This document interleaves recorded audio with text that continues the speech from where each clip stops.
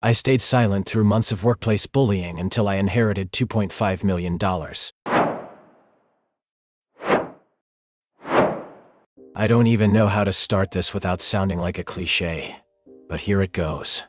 I was 28, working at a mid-sized marketing firm in Dallas, Texas. Nothing special, nothing glamorous, just a regular 9-to-5 grind. The kind of place with bad coffee, recycled air, and team-building exercises that nobody wanted to participate in. I'd been there for a little over 3 years, and while it wasn't the dream job, it paid the bills and gave me something to do while I tried to figure out what the hell I was doing with my life. The trouble started when our team got a new project manager, Lisa. Lisa was the kind of person who walks into a room and immediately starts rearranging the furniture to prove she's in charge. She wasn't evil. Not at first. She just had that cold corporate ambition that made her think anyone below her was either a tool or an obstacle. Unfortunately for me, I was both. I was quiet. That's probably important to note. Not shy, but not loud either. I did my work, didn't gossip, didn't push back unless I had to. That made me an easy target. And Lisa, well, she needed a target. At first, it was small stuff. She'd forget to invite me to meetings I was clearly supposed to be in. She'd accidentally leave me off email chains. My ideas in brainstorm sessions suddenly became her ideas when presented to upper management. Nothing huge, just death by 1,000 paper cuts. Then came the comments. Maybe if you spoke up once in a while, people would remember you're here. God, can someone wake up Kyle? He's sleepwalking through the quarter again. You know you can smile, right? I promise it won't kill you. My name is Kyle, by the way. It got worse over time. Private criticism turned public. She'd openly question my work ethic in front of the team. Roll her eyes when I spoke, or talk over me like I wasn't even there. I remember one meeting where I presented a deck I'd worked on for 12 hours straight. She stopped me halfway through to ask if I even understood the client's brief. Everyone laughed. I didn't. But I didn't say anything. Not to AR, not to my coworkers, not even to my girlfriend at the time. I just swallowed it. I kept thinking, it's temporary. She'll move on. This isn't forever. I was wrong. About 2 months in, Lisa started doing this thing where she'd give me impossible deadlines, like send me an email at 4:57 p.m. saying she needed a full campaign strategy by 9 a.m. the next morning, or ask me to revise entire presentations minutes before meetings. When I missed the deadlines, and I did, sometimes she'd use that as proof I was lazy or incompetent. Again, no complaints from me. I just kept my head down. Then she started isolating me from the team entirely. I wasn't invited to lunches anymore. People stopped messaging me on Slack unless it was something she made them do. It felt like middle school all over again. Except this time I needed the job. Rent was high, and I didn't have a safety net. No rich parents, no fallback. Just me and a slowly cracking mental state. Things at home weren't much better.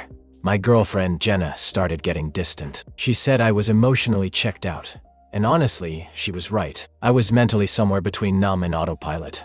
One night, she asked if I still even liked her, and I didn't know what to say. A week later, she moved out.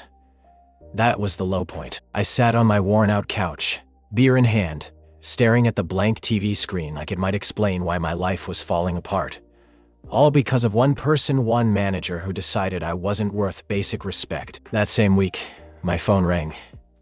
It was a number I didn't recognize, but something told me to pick up. A lawyer introduced himself, said he was handling the estate of my great-uncle Walter. I barely remembered the guy. He was a quiet, odd man who'd shown up at a few family barbecues when I was a kid, then disappeared from everyone's lives. Decker, the lawyer said. Your great-uncle listed you as the sole beneficiary of his estate.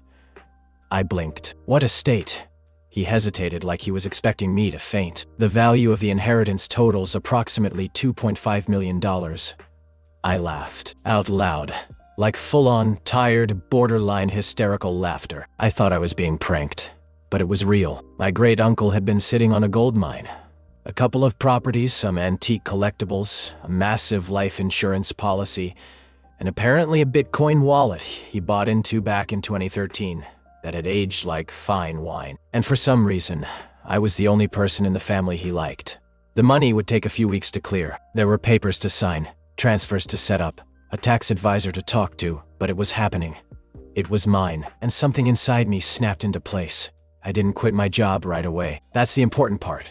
I went in Monday like normal, sat at my desk, answered emails, attended meetings, smiled at Lisa like nothing had changed. But I was watching. I took notes, recorded every passive-aggressive comment, saved every contradictory instruction, collected proof of her deleting or modifying my work, screenshot every Slack message where she mocked me or rerouted credit to herself. Over the next few weeks, I built a case not just for HR, but for revenge.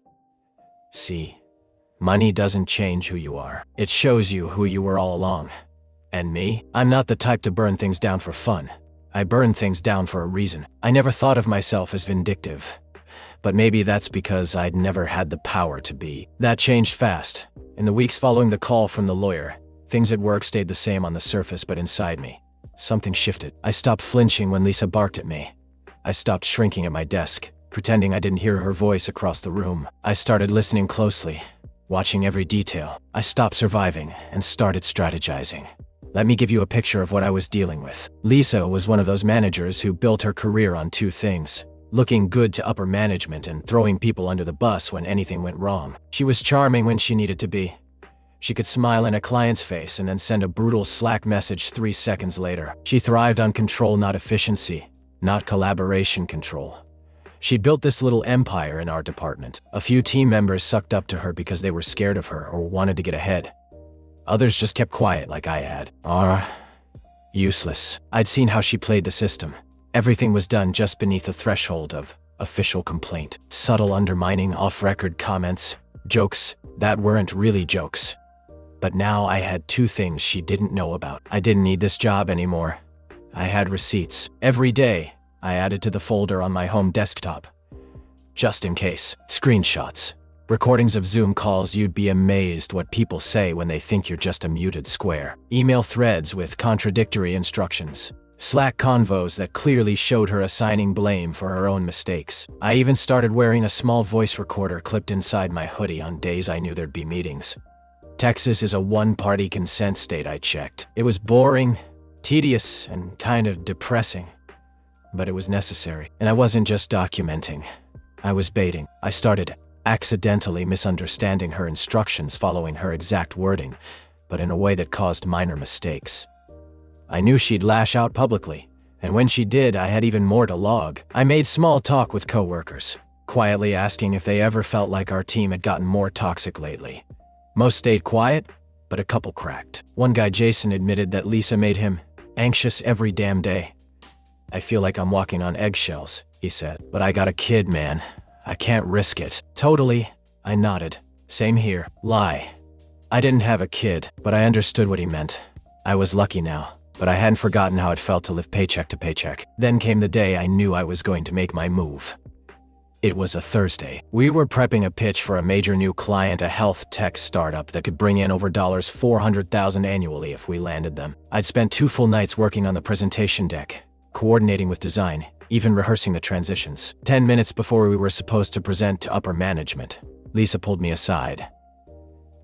"Hey," she said casually, flipping through the printed slides I'd made. "I'm actually going to handle this pitch. You can just sit in and listen." I blinked. Sorry, this is the one I've been working on all week." "Why?" She cut me off. "I just think it'll be stronger coming from someone with more seniority." There it was. The power play. I sat in the conference room and watched her read my work out loud like it was her own. She even made a few jokes I'd written into the notes and laughed at them like they were spontaneous. People smiled, nodded. The client was impressed. Our VP was glowing. And I sat there, heart beating like a war drum, calm on the outside, fire inside. That night, I added the recording to my folder. It was crystal clear. Every word of my stolen pitch, presented in Lisa's voice. Every piece of evidence I needed. I was done waiting. Here's where things get fun. I didn't just send the file to HR. I sent it to everyone. Using an anonymous email and a VPN, I dropped the entire folder labeled Workplace Abuse Evidence Lisa R. into the inboxes of the HR manager, the VP of Marketing, our CEO, and for good measure, every member of our department.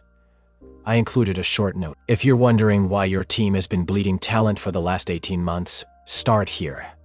Then I walked into the office the next morning like nothing had happened. Lisa didn't say anything when I passed her desk. She didn't even look up. At 11:43 a.m., she was called into HR. At 12:30 p.m., she left the building, eyes red, mouth tight, escorted by security. At 12:45 p.m., I got a Slack message from the VP of marketing. "Can we talk privately?" We met in a small glass-walled office. He was polite, almost sheepish. Said he'd had no idea the situation was that bad. Asked if I'd be willing to stay on and help restructure the team culture. Said I had real leadership potential. I smiled. "No thanks," I said. "I think it's time I took a break." I turned in my badge, cleared my desk, and walked out with my head held high. But that's not the end of the story. Because Lisa wasn't just fired, she was disgraced. Word spread fast in the industry. Clients heard. Other companies heard. People who'd once kissed her ass now quietly deleted her number. She tried to claim it was a hit job, that I'd manipulated things, but the evidence was too strong, too thorough. She was done. Me? I took some of that $2.5 million, moved to Seattle, and started a freelance consulting agency. I help small companies develop ethical leadership practices and healthy team environments. I don't even mention what happened at the old job unless someone asks. But when I do, I smile, lean in, and say, "You'd be surprised what a quiet person can do when you push them too far." Moving to Seattle felt like shedding an old skin. I rented a loft downtown, nothing extravagant, but finally mine. I bought decent furniture, started working out again, and spent my mornings walking to the coffee shop on the corner where they knew my name by the third visit. I didn't jump into consulting right away. For the first time in my adult life, I took a breath. The silence wasn't unsettling, it was healing.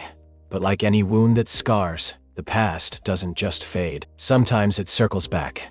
3 months after I moved, I got an email. Subject line, "Coffee." It was from Jason, the guy from my old team, the one who told me he was walking on eggshells. "Hey Kyle. Word got around about what you did. A few of us have been calling you the Office Avenger.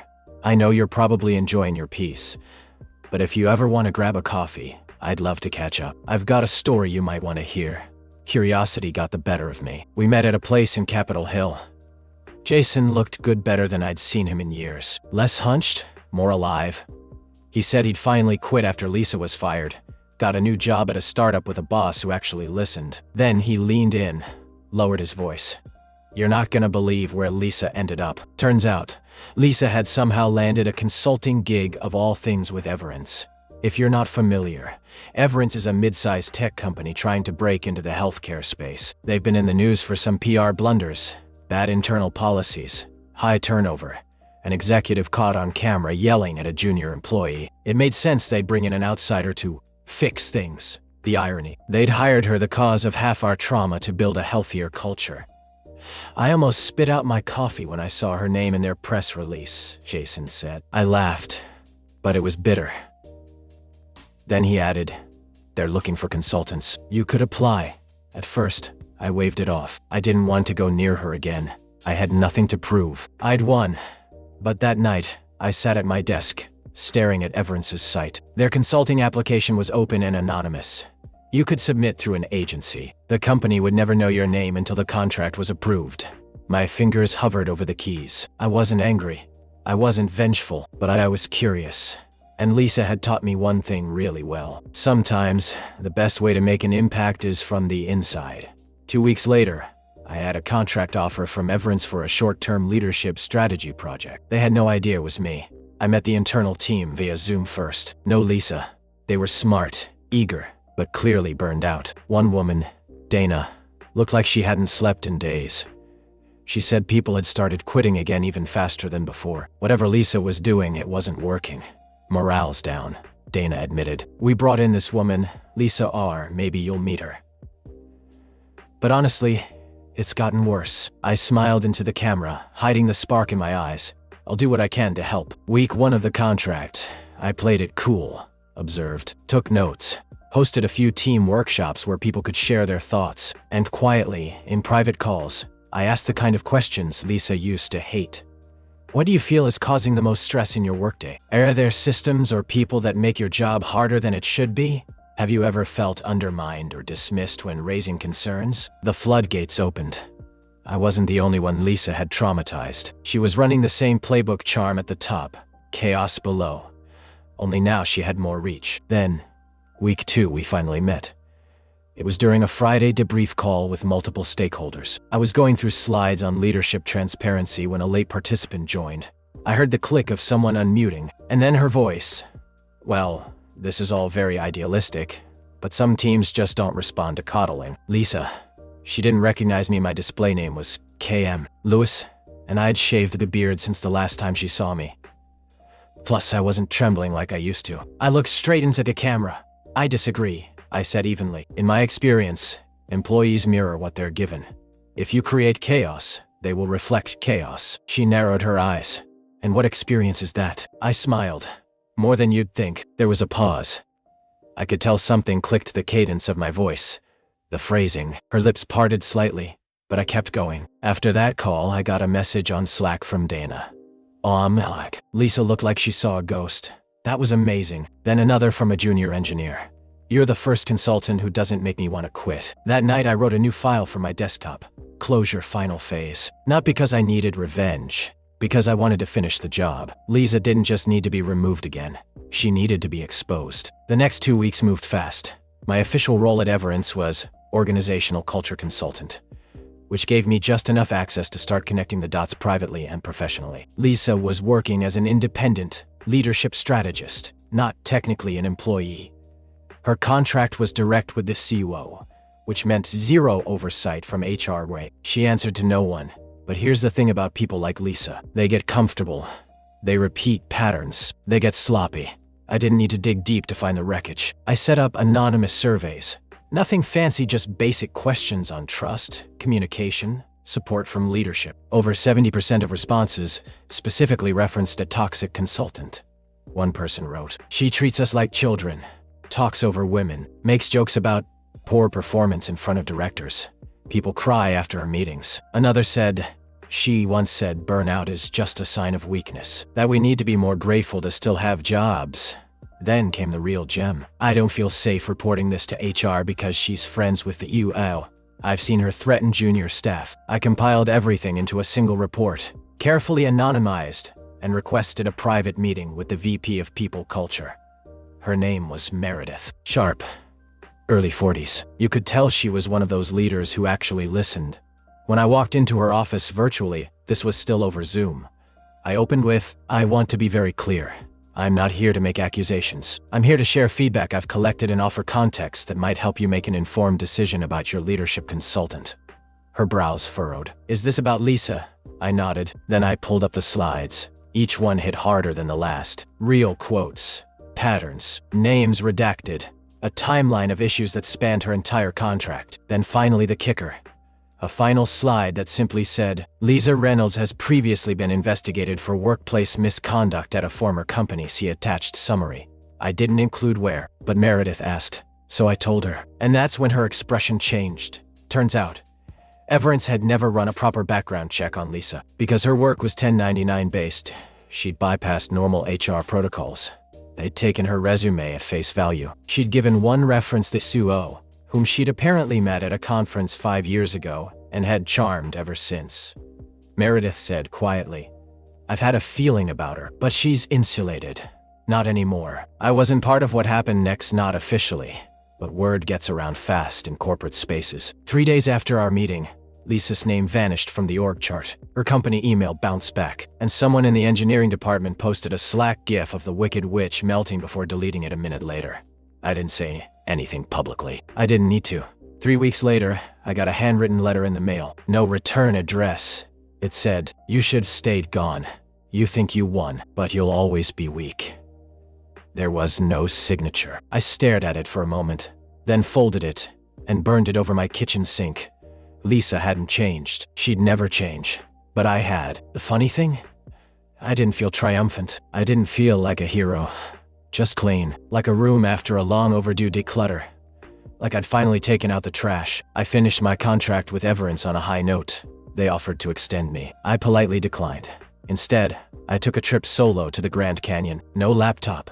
No email. Just cliffs and quiet. And when I sat down at the edge one sunset evening, feet dangling over 1,000 feet of empty air, I let myself finally breathe out. The money didn't fix me, but it gave me the space to remember who I was before I let someone like Lisa make me forget. And that That was priceless. 6 months later, I was living in Portland. New apartment, fewer things, fresh coffee shops, strangers that didn't know my name. It was the best kind of invisibility. The money was still untouched, mostly. I'd hired a fiduciary advisor who helped me set up a simple portfolio. I lived modestly. No sports cars, no wild spending. I wasn't trying to impress anyone. What I did do, though, was start writing again. Just journaling, mostly. Stories, observations. The kind of stuff that made me feel real after years of walking on eggshells. And then, one morning, I opened Reddit. There was a post trending in work reform. Title: Has anyone ever worked with Lisa Reynolds? Toxic AF consultant from New Jersey. She's trying to sue my friend for defamation after he reported her abuse. My blood ran cold. I clicked the post. The story was familiar. Different company. Same tactics. Gaslighting, public shaming, playing favorites, undermining HR. The top comment said, she did the same thing at Everence. My sister worked there. She got pushed out. And that's when I realized this woman wasn't done. She'd never be done. So I made a decision. I wrote my own post, anonymously, not naming the company, just the patterns, not slandering, just telling the truth. The post blew up. Hundreds of upvotes, dozens of DMs. I even got one from a former Everence exec who said, I always wondered what happened behind the scenes. Thank you for putting it into words. Another person messaged me. You don't know me, but I worked under her for 3 weeks. I quit and thought I was weak. Your story made me feel sane again. And suddenly, the shame I'd carried that invisible weight on my shoulders for all those months just slipped off. 2 weeks later, I got a LinkedIn message from someone I hadn't seen in over a year. Marcy, the junior designer Lisa once humiliated in that Zoom call. Hey, Di. I don't know if this is weird, but I read your Reddit post. I just wanted to say thank you. You were the only one who ever stood up for me. I never forgot that. We messaged for hours. She was in LA now. Happier, Di. Healthier. Working freelance, doing really well. Turns out she'd followed my career from afar. She knew I left quietly, and she told me point blank that my kindness, that single moment when I called Lisa out, kept her from quitting design entirely. That hit me hard, not because I felt like a hero, but because sometimes we do one small thing and we forget it mattered. 1 year later, I started a podcast. Quiet, low budget, just stories about work, the real kind. The kind no one wants to put on a resume. And the first episode, titled, The Consultant Who Almost Broke Me, it went viral. People started writing in, sharing their own stories, their own Lisas, their own silent battles. I kept my name off it. I never used real names. I wasn't trying to destroy anyone, I just wanted people to feel less alone. And I got something I never expected in return. Peace. You know, they say revenge is a dish best served cold. But what I've learned, sometimes the best revenge is just reclaiming your voice.